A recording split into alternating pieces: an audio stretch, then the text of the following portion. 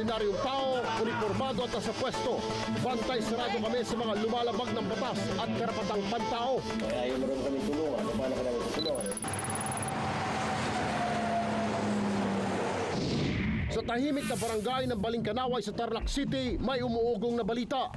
Unang termino pa lang ng kanilang kapitan, ubos biyaya na kung gumasta.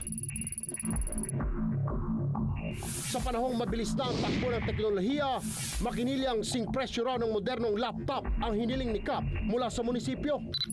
Galante rin daw si Kap dahil kahit sa yumao, pinapasweldo. Tulad na lang ng kaso ni Noel Di Marucot na nagtatrabaho sa barangay bilang tagalinis ng kanal.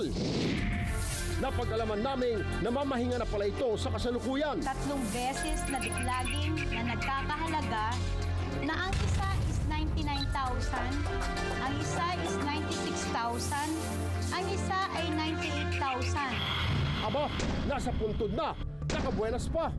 Ibang klase ring bumuhay ng patay si Kapitan. May declogging project daw si Kapitan para sa kanilang anti-flood campaign.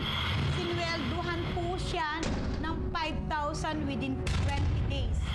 300,000 piso ang halagang ginastos para linisin ang mga kanal sa kanilang lugar.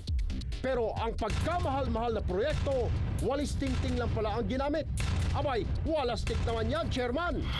Ang buong kwento ng kamatan, este ni Kapitan, malalaman na sa susunod na Sabado dito sa Tutok Tulfo. Hindi siguro ako matutulfo.